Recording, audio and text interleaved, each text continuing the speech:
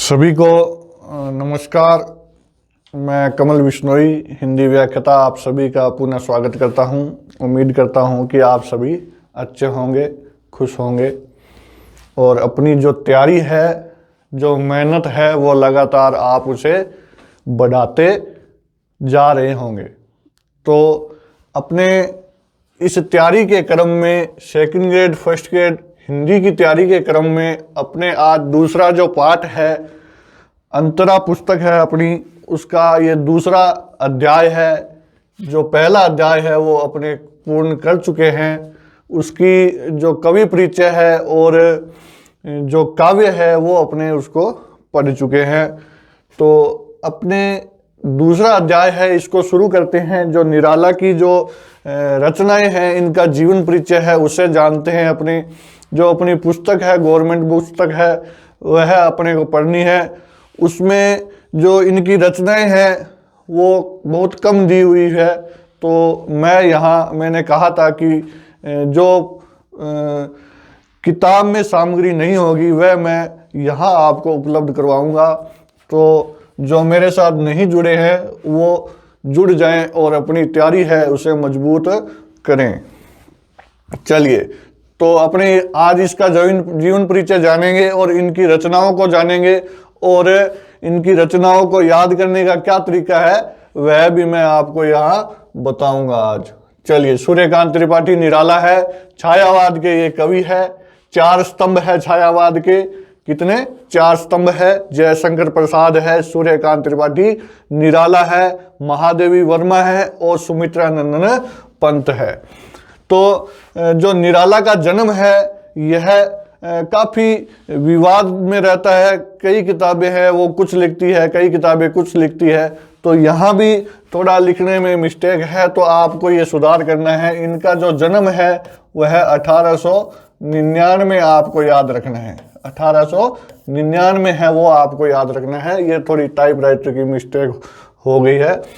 1899 आपको याद रखना है। जन्म इनका 1899 हुआ और मृत्यु है वह कब हुई? 1961 में, 15 अक्टूबर 1961 में इलाहाबाद में हुई। चलिए, इनके बारे में और जानते हैं। अपने जन्म कहाँ हुआ भाई? महिषादल। महिषादल है वो गांव का नाम है और वह महिषादल है वह कहाँ है? बंगाल में है। कहाँ है? बंगाल में। मेदिनीपुर जिला है। और इनका जो पैतृक गांव है, ये पैतृक शब्द है, यह भी आपको ध्यान रखना है कैसे लिखते हैं भाई। तो इनका जो पैतृक गांव है वो कौन सा है? गढ़कोला, उन्नाव है, उत्तर प्रदेश में है। चलिए, इनके बारे में और कुछ जानते हैं। अपने जरूरी बातें हैं वह जाननी है अपने को। इनकी पत्नी का नाम क्या है?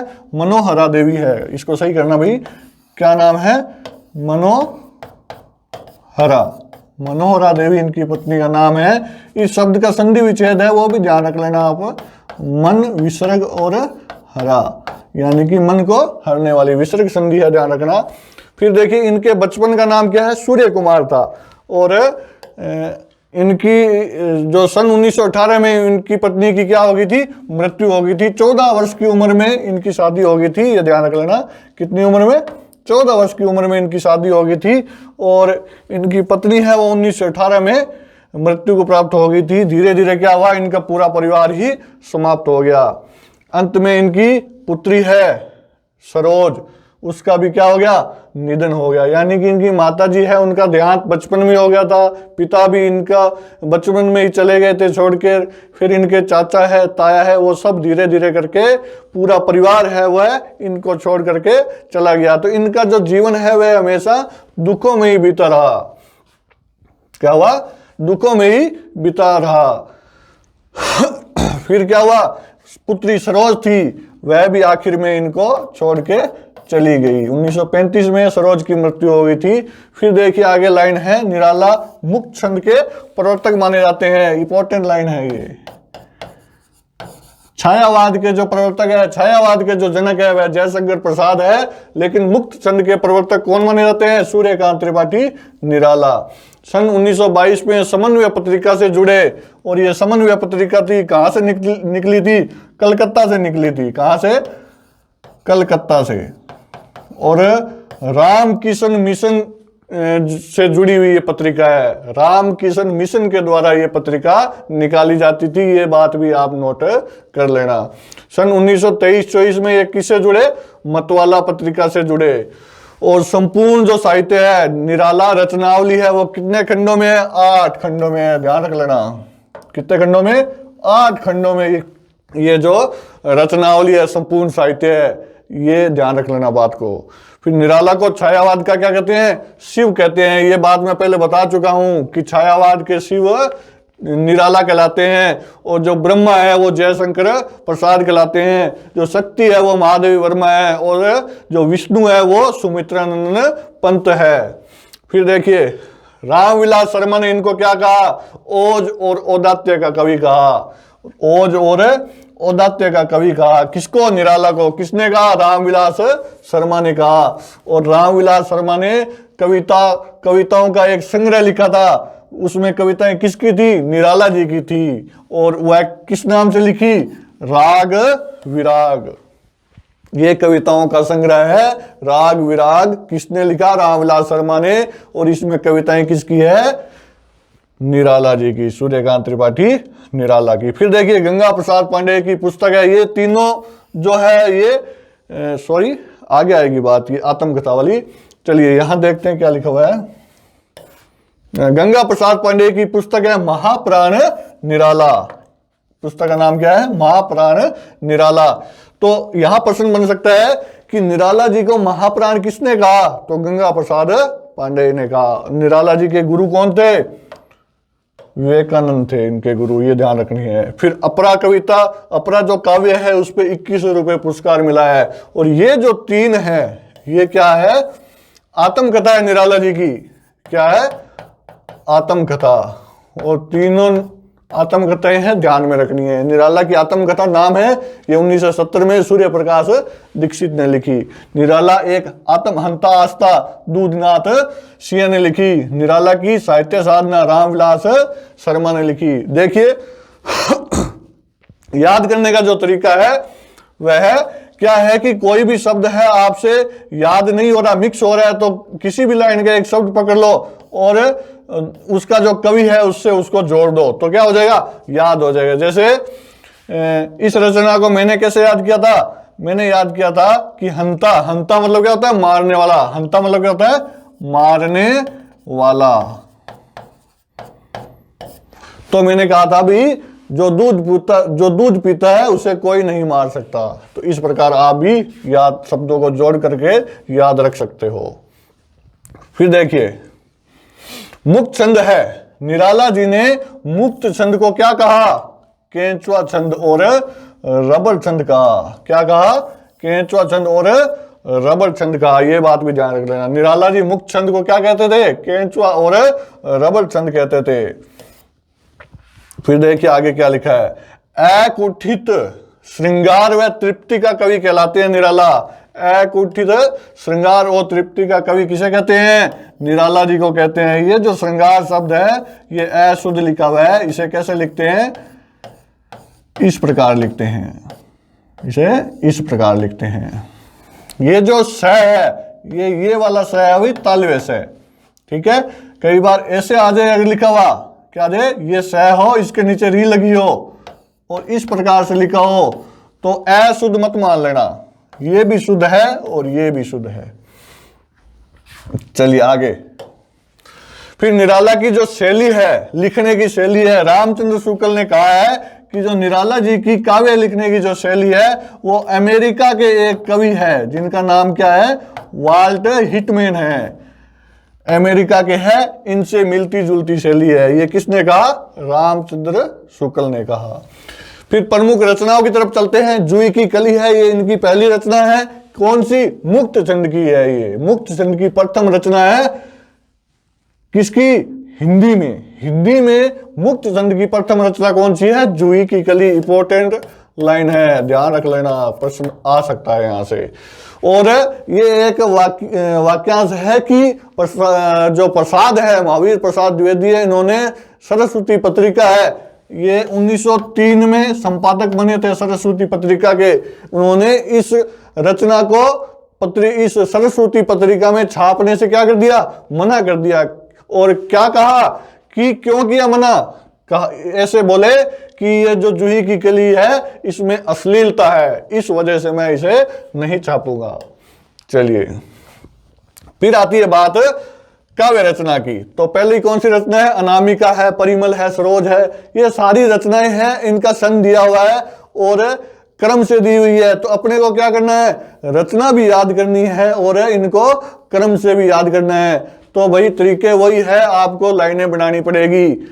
तो यहां मैं वह बात बता दूंगा जिस प्रकार से मैंने याद की थी। मैंने जो तैयारी की थी हिंदी साहित्य के इतिहास की, किस प्रकार से पूरा इतिहास है मैंने याद किया था, तो वह चीज मैं आपको यहां बता दूंगा। आपके अगर पसंद आए तो आप वह तरीका अपना सकते हो, और वरना अगर कोई यह माने कि भाई मैं बहुत बुद्धिमान हूं और मैं जो रचनाएं हैं बिना ट्रिक के याद कर सकता हूं, तो वह निसंकोच याद करे। चलिए फिर आती है अनामिका, 1923 में लिखी गई। और अनामिका में जो ये काव्य संग्रह, ये सारी क्या है, काव्य संग्रह है। अनामिका में एक दो कविताएं हैं वो लिखी गई है। कौन सी कविताएं हैं, एक तो थी राम की शक्ति पूजा, राम की शक्ति पूजा, ये कविता है शक्ति पूजा। ये किस में लिखी गई, अनामिका काव्य संग्रह में है ये। और राम की जो शक्ति पूजा है, एक लाइन बता रहा हूं, नोट कर लेना। एक कृतिबासी, कृतिबासी ये बांग्ला भाषा की रामायण है, बांग्ला भाषा की क्या है, रामायण है। ये जो राम की शक्ति पूजा रचना है, यह किस पर आधारित है, बांग्ला की रामायण है उस पर आधारित है। ये कृतिबासी जो बांग्ला की रामायण है उस पे ये रचना आधारित है, ये बात आप नोट कर लेना। तो ये एक तो ये रचना है। और फिर इसमें आती है बात सरोज स्मृति, सरोज स्मृति, ये कविता भी इसी के अंदर है, तो ये भी आपको नोट करनी है। और एक बादल राग है, बादल राग है, ये भी आपको नोट करनी है, इसी के अंदर है। तो राम की शक्ति पूजा, सरोज स्मृति और बादल राग, ये चारों ही तीन है, ये इस काव्य संग्रह के अंदर है। तो राम की शक्ति पूजा है, उसकी जो प्रसिद्ध लाइन है वो कौन सी है, एक दो लाइन है उसकी प्रसिद्ध कि धिक जीवन जो पाता ही आया विरोध, धिक मेरे साधन जिसके लिए मैंने किया शोध। राम अपने आप को क्या करते हैं, धिक्कारते हैं। तो वो रचना अगर अपने सिलेबस के अंदर है तो अपने उसको जरूर पढ़ेंगे। एक दो लाइनें और है उसकी कि है अमानिसा उगलता गगन गंध अंधकार, खो रहा दिशा का ज्ञान स्तब्ध है पवन चार, अप्रतिहत गरज रहा पीछे अंबुधि विशाल, ध्यान मगन जो भूधर केवल जलती एक मशाल। तो अगर वो सिलेबस में है तो उसको अपने जरूर पढ़ेंगे। फिर देखिए परिमल है, परिमल क्या है, इसमें कविताएं हैं जूही की कली और भिक्षु कविता है। परिमल काव्य संग्रह में कौन सी है, जूही की कली और भिक्षु कविता है। भिक्षु कौन सी है, प्रसिद्ध कविता पढ़ी होगी आपने कि वह आता दो टूक कलेजे के करता, पछताता पथ पर आता, पेट पीठ दोनों मिलकर है एक, और चल रहा लंगोटिया टेक, मुट्ठी भर दाने को हाथ फैलाने को, पेट पालने के लिए क्या कर रहा है, भीख मांग रहा है। तो बहुत अच्छी कविता है वो भी। फिर देखिए सरोज स्मृति है, यह तो इसी पाठ के अंदर है, अपने पढ़ेंगे इसको आगे।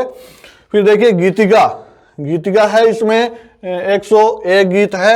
आगे चलते हैं, इनके अपने जो ट्रिक है वह आपको बता दूंगा कि कैसे आपको याद करना है। फिर देखिए तुलसीदास है, कुकुरमुत्ता है, ये क्या है, प्रगति वाली मार्क्सवादी रचना पर आधारित है। कुकुरमुत्ता, कुकुरमुत्ता आपने पढ़ी होगी कविता कि सुन बे गुलाब, हाँ यही लाइन है इसके अंदर। फिर देखिए अनिमा बेला नए पत्ते, व्यंग्यात्मक रचना है, कौन सी, कुकुरमुत्ता। तो कुकुरमुत्ता रचना है वह बाद में नए पत्ते नामक काव्य संग्रह में शामिल कर ली गई थी। फिर देखिए आगे अर्चना 1950, और इसमें कौन सी कविता है, गीत गाने दो। तो इसी पार्ट के अंदर है, वो इसी पार्ट के अंदर है। तो ये बातें आपको नोट करनी है। कौन सी? जो सरोज स्मृति है वह अनामिका से ली गई है, और जो गीत गाने दो कविता है वह अर्चना से ली गई है। गीत गाने दो वेदना को रोकने के लिए। तो ये आपको दोनों बातें नोट करनी है। फिर आराधना, गीत गुंज, अपरा और संध्या कांकली। ये कौन सी है? संध्या कांकली। अब ये मरणोपरांत प्रकाशित हुई है ये, और जीते जी ये रचना अंतिम थी। जीवित रहते हुए ये रचना अंतिम थी, ये रचना उनके मरणोपरांत प्रकाशित की गई थी। अब देखिए ये रचनाएं हैं काव्य संग्रह, आपको याद करना है।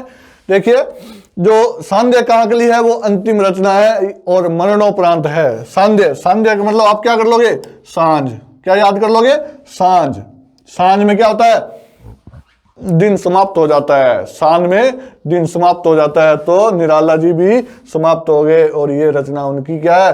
अंतिम है। तो इसको आपको वैसे ही याद करना है। फिर देखिए बाकी कैसे याद करनी है अपने को। अब मैंने जो ट्रिक बनाई थी मैं आपको बता देता हूं कि जैसे अनामिका है तो मैंने एक लाइन उठाई थी कि अपने एक सिंगर है, प्रसिद्ध सिंगर है जिसका नाम क्या है? मिक्का, मिक्का सिंह। हाँ, उनके जो गीत है वो आप देख लेना भाई, मुझे नहीं पता, मैं गीत ज़्यादा सुनता नहीं। चलिए अनामिका है, इसमें मैंने यहाँ से उठाई थी बात, ई यहाँ से उठाई थी और पीछे का लगा है।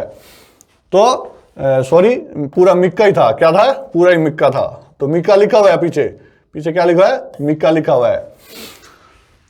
तो मैंने बोला बनाया कि मिक्का ने परिसर में गीत गाया। पहली लाइन क्या थी? मिक्का ने गीत कहाँ गाया? मिक्का ने परिसर में गीत गाया। ये लाइन मैं लिखता हूं आपको, या पूरी एक साथ बता दूंगा। मिक्का ने परिसर में क्या गाया? गीत गाया। और गीत कौन सा गाया? बहुत ही भद्दा गीत गाया। क्या गाया? कि तुलसीदास कूकू करते हैं। कौन सा गीत गाया? हंसने की बात है ये, लेकिन क्या है कि अपने ऐसी चीजें जोड़ते हैं तो अपने को याद हो जाती है। भाई अपने क्या लेना देना है, कैसी भी जोड़े, अपने क्या ध्येय है, जो लक्ष्य है वो एक ही है कि भाई साम दाम दंड भेद के कोई भी तरीका अपनाओ, अपने को क्या हो जाना चाहिए? याद हो जाना चाहिए। क्योंकि अपने को क्या करना है? परीक्षा में प्रश्न आएगा तो उसका उत्तर देना है, उसके लिए कोई सा भी तरीका अपनाए चलेगा। तो मिक्का ने परिसर में क्या गाया? गीत गाया। और गीत कौन सा गाया? तुलसीदास कूकू करते हैं। भाई बताओ, ये भाई कोई गीत हुआ? तुलसीदास जी को कूकू करवा दिया। तो ये गीत गाया। तो इसका यहां तक बन जाएगा मिक्का, मिक्का से अनामिका बन जाएगी। परिसर में, परिसर में ये प आ गया, स आ गया, परी आ गया, सर आ गया, और गीत गाया तो गीतिका आ गई। फिर देखिए, और गीत कौन सा गाया? तुलसीदास कूकू करते हैं। तो ये भाई गीत गा दिया और ऊट पटांग सा गीत गा दिया। अब ऐसे गीत है, ऐसे गीत पसंद नहीं आया। किसको नहीं आया? अम्मा को पसंद नहीं आया। किसको पसंद नहीं आया? अम्मा को पसंद नहीं आया। और अम्मा ने तो भाई, अम्मा है वो आध्यात्मिक है, अम्मा ने क्या किया? उस गीत को पूरा किया। क्या क्या करके? सही करके। अम्मा ने क्या किया? बेल के, अम्मा ने क्या किया? बेल के नए पत्ते लेकर अर्चना और आराधना के साथ गीत को पूरा किया। यहां पै में ऊ की मात्रा और जोड़ लेना, इससे पूरा बन जाएगा। तो सिंपल सी बात है, मिक्का ने गीत गाया। कौन सा गीत? तुलसी कूकू करते हैं। और अम्मा को ये गीत पसंद नहीं आया। अम्मा ने फिर आध्यात्मिक रूप से क्या किया? बेल के नए पत्ते लिए और अर्चना और आराधना के साथ गीत को पूरा किया। तो अम्मा से अनिमा बन जाएगा, बेल से बेला, पत्ते से नए पत्ते, अर्चना आराधना आ गई और गीत को पूरा किया तो गीत कुंज आ गया। और पूरा से परा, परा याद कर लेना, अपरा बन जाएगा। और सांध्या मैंने बता दिया आपको, अंतिम रचना है। तो इस प्रकार से ये जो रचनाएं है वो याद हो जाएगी, और वो क्या हो जाएगी? क्रम से याद हो जाएगी। चलिए फिर अपने उपन्यास की तरफ चलते हैं। अप्सरा उपन्यास है इनका, ये वेश्या समस्या पर लिखा गया है। अलका है, निरुपमा है, प्रभावती है। यहाँ एक बात ध्यान रखना, जो प्रभावती उपन्यास है, ये लाइन जो लिखी हुई है ये यहाँ नहीं लिखनी, ये टाइपराइटर कर देते हैं, ये लाइन यहाँ लिखनी है। निरुपमा में बेकारी की समस्या के ऊपर वर्णन किया गया है, बेकारी की समस्या, यहां नोट करना है ये, तो इसका ध्यान रख लेना। तो देखो ये चीज भी मैंने जोड़ रखी थी, चीजों को जोड़ते हैं, और जोड़ना भी कैसे है, अपने दिमाग से ऊट पटांग बात है वो याद कर करके जोड़ देते हैं।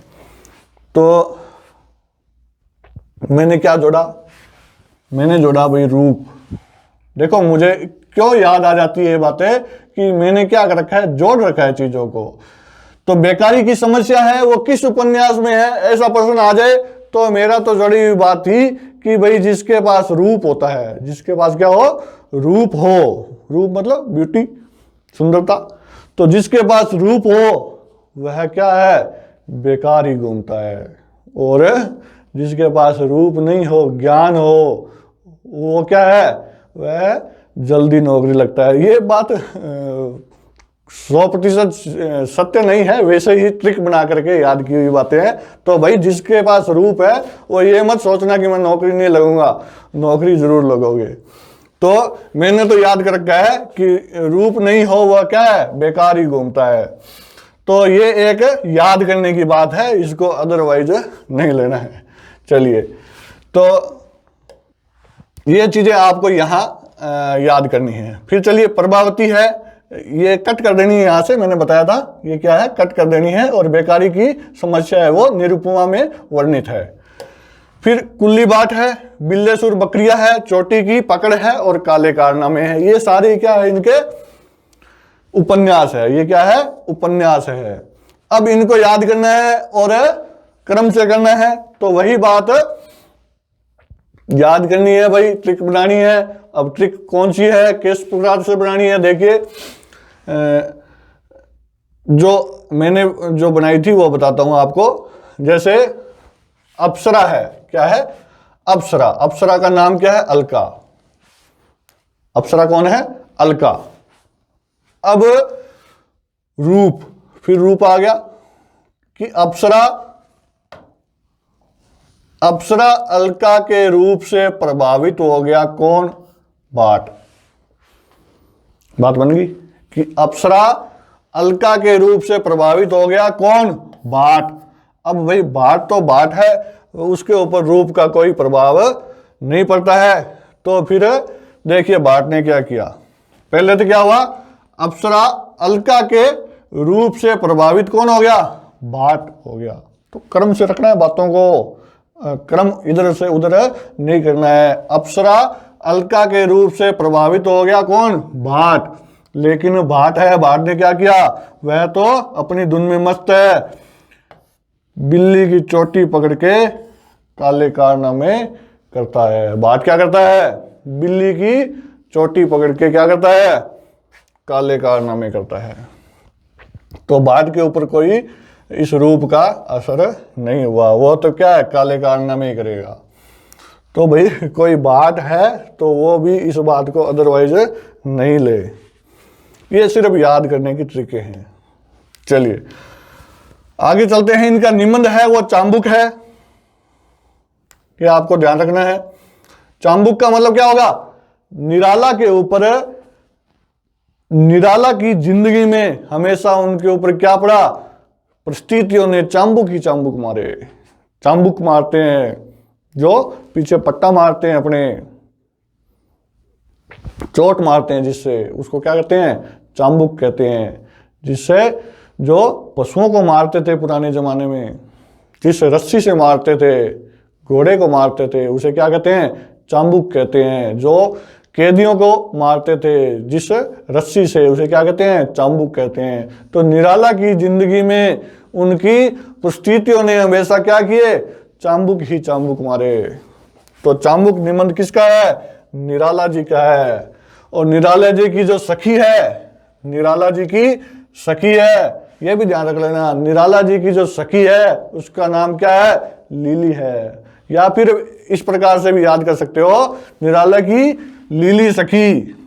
लीली जो बागड़ी शब्द है उसमें क्या कहते हैं, लिली को पीले रंग को क्या कहते हैं, पीले रंग को क्या कहते हैं अपने, लिली कहते हैं। तो ज्यादा विद्यार्थी है वो अपने क्या है ग्रामीण भाषा से संबंधित है, और जो नहीं है वो भी ये ध्यान रखने, जो ग्रामीण भाषा में लिली को क्या कहते हैं, पीले रंग के। तो निराला की जो सखी है वो लीले रंग की है, और वो क्या है, चतुर भी है। क्या है, चतुर है। तो निराला शब्द को साथ में याद रखना है ताकि अपने को पता रहे कि ये कहानियां किसकी है। होगी भाई, ये रचनाएं खत्म होगी। चलिए, अपने सारी ही रचनाओं को क्रम से रखा है और इन्हें क्रम से ही याद किया है। चलिए आगे अपने जानेंगे जो इनका काव्य है, कौन कौन सी इसमें है, इस लेसन के अंदर, इस पाठ के अंदर। एक तो गीत गाने दो मुझे वेदना को रोकने को, और एक क्या है, सरोज स्मृति है। देखा मैंने विवाह आमूल नवल, तुझ पर पड़ा शुभ कलश का जल। तो ये सरोज स्मृति की लाइनें हैं। चलिए, धन्यवाद।